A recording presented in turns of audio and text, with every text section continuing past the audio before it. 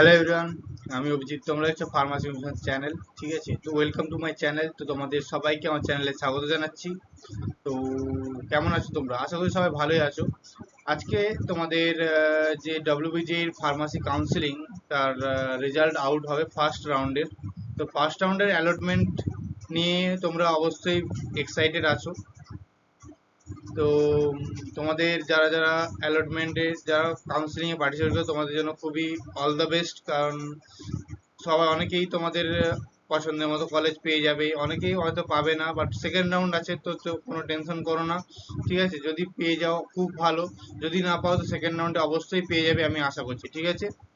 তো ফার্স্ট রাউন্ডের অ্যালটমেন্ট নিয়ে কিছু তোমাদেরকে জানাবো এই ভিডিওতে, কিছু টপিক নিয়ে আলোচনা করব, ঠিক আছে?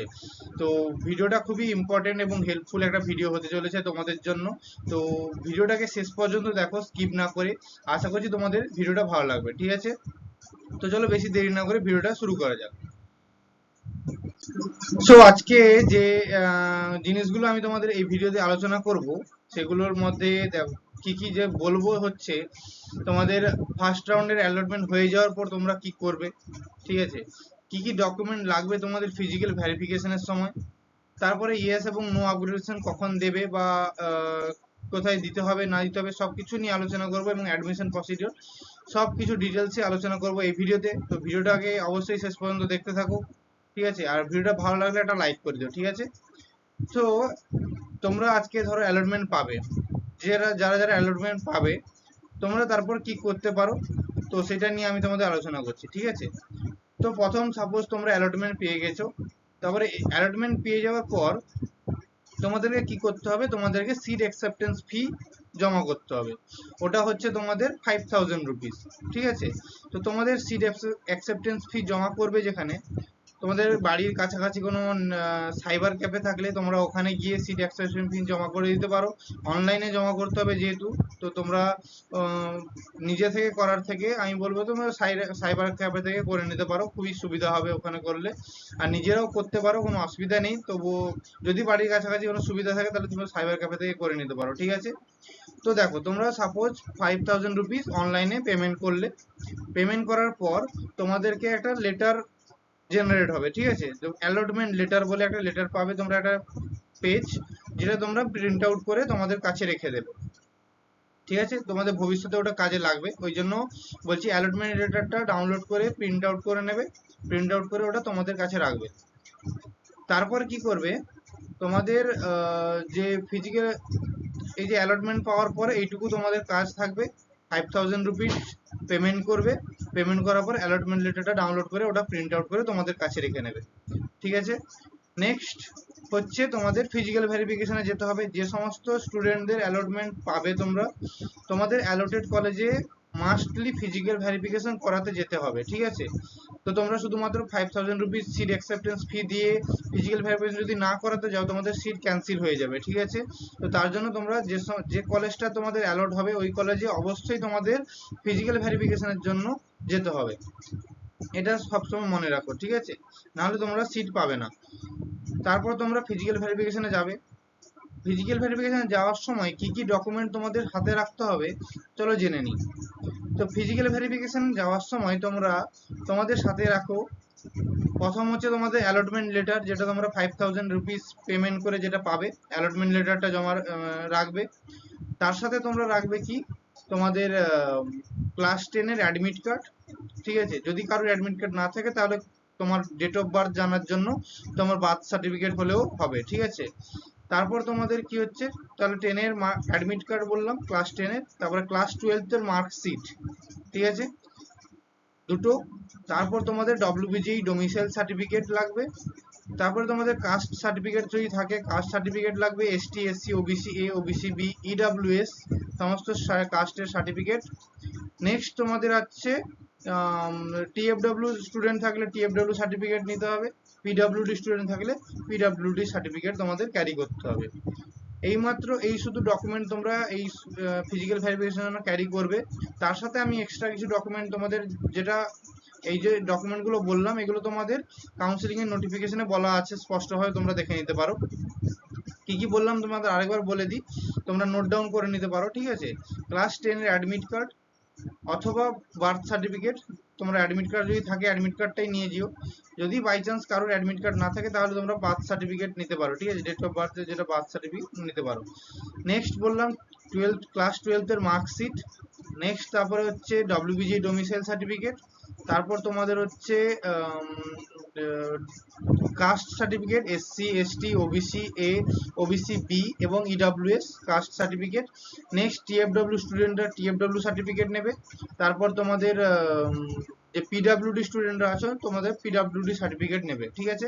এই কটা ডকুমেন্ট তোমাদের নোটিফিকেশনে বলা আছে, তোমরা সেখান থেকেও দেখে নিতে পারো। তো তারপর যদি আমি বলি আর কিছু ডকুমেন্টের কথা, সেগুলোর মধ্যে তোমরা নেবে ডব্লিউবিজির র্যাঙ্ক কার্ড, ডব্লিউবিজির অ্যাডমিট কার্ড, ঠিক আছে, দুটো জিনিস নিয়ে রাখো। তারপর তোমাদের কোনো আইডি প্রুফ রাখতে পারো, যেমন আধার কার্ড হয়ে গেল, voter card, pan card, ID proof একটা রাখো, ঠিক আছে। তারপর তোমাদের এই কটা ডকুমেন্টস তোমরা তোমাদের কাছে রেখো এবং এই কটা ডকুমেন্ট তোমরা ফিজিক্যাল ভেরিফিকেশনে নিয়ে যাও। তারপর হ্যাঁ, একটা যেটা বলি তোমাদের, আমি পরবর্তী বলছি, তোমাদের ইয়াস এবং নো আপগ্রেডেশন ফর্মটাও তোমাদের নিতে হবে সঙ্গে তোমাদের ডকুমেন্টের মধ্যে। আমি বলছি, আমি পরের দিকে ইয়াস আপগ্রেডেশন নো আপগ্রেডেশন ফর্মটা বলছি। তো এই কটা ডকুমেন্ট তোমাদের নিতে হবে তোমাদের ফিজিক্যাল ভেরিফিকেশনে যাওয়ার সময় অ্যালোটেড কলেজে। তারপর তোমাদের ইয়াস আপগ্রেডেশন এবং নো আপগ্রেডেশন ব্যাপারটা হচ্ছে ওটা তোমাদের ভালো করে বুঝিয়ে বলি, ঠিক আছে। তো তোমরা, আমি অনেক আগের প্রিভিয়াস ভিডিওগুলোতে তোমাদের ইএস আপগ্রেডেশন এবং নো আপগ্রেডেশন ব্যাপারে পুরো ভালোভাবে বুঝিয়ে বলেছি। তো এবারে আর একটু বলে দিই তোমাদেরকে, যে তোমরা যদি তোমাদের পছন্দের মতো কলেজ পেয়ে গিয়ে থাকো ফার্স্ট রাউন্ডের অ্যালটমেন্টে, তাহলে তোমরা সেখানে কি করবে, তোমরা যেহেতু কলেজে অ্যাডমিশন নেবে তার জন্য তোমাদের নো আপগ্রেডেশন ফর্মটা ফিল আপ করে তোমাদের ওই ডকুমেন্টের সাথে ওখানে জমা দিতে হবে, ঠিক আছে। এবং যদি তোমরা চাও যে আমি আরো বেটার কলেজ পেতে পারি, এর থেকে আরো ভালো কলেজ আমার র্যাঙ্কে আমি পেতে পারি, বা উপরে কলেজের জন্য দেখতে পারো যে আমি পাচ্ছি কিনা, তাও দেখার জন্য তোমরা সেটা ইএস আপগ্রেডেশন ফর্মটা ফিল আপ করে ওখানে জমা দিবে, ঠিক আছে। এই দুটো ডকুমেন্ট এক্সট্রা তোমাদের ওইটার সাথে যোগ হয়ে যাবে, ঠিক আছে। তো ইএস আপগ্রেডেশন ফর্ম আর নো আপগ্রেডেশন ফর্মগুলো কোথায় পাবে, তোমাদের ডব্লিউবিজির অফিসিয়াল ওয়েবসাইটে ইএস আপগ্রেডেশন ফর্ম এবং নো আপগ্রেডেশন ফর্ম দেওয়াই আছে।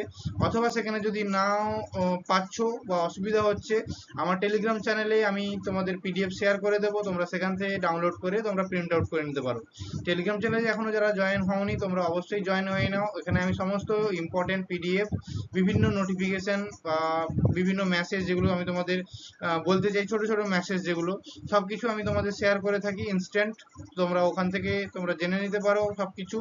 তো কমেন্টের লিঙ্ক থাকলো পিন কমেন্টে এবং ডেসক্রিপশন বক্সে টেলিগ্রাম চ্যানেলের লিঙ্ক থাকলো, তোমরা ওখান থেকে জয়েন করে নিতে পারো। অথবা তোমরা টেলিগ্রাম চ্যানেলে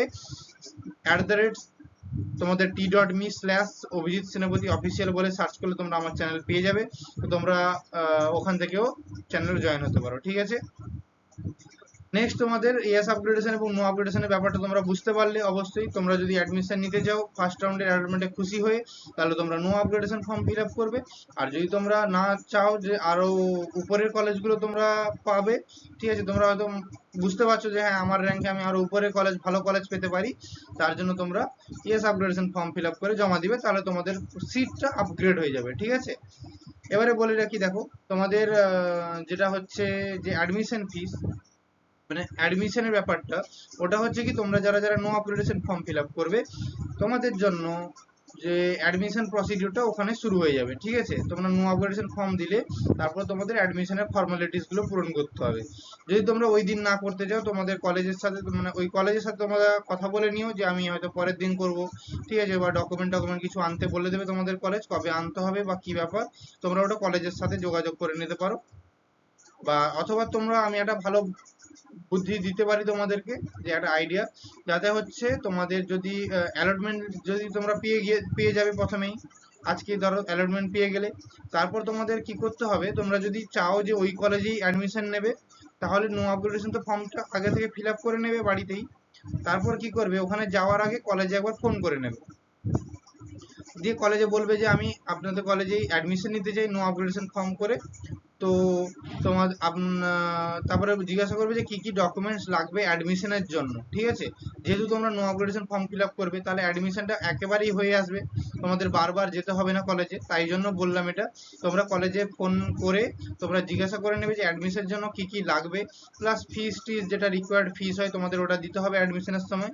তো সবকিছু অ্যারেঞ্জ করে তোমরা পুরো একেবারে গিয়ে অ্যাডমিশন হয়ে চলে আসতে পারো, ঠিক আছে। এটা আমি আমার সাজেশন দিলাম, কারণ বারবার যাওয়ার থেকে একবারে গিয়ে সবকিছু করে আসা অনেক ভালো।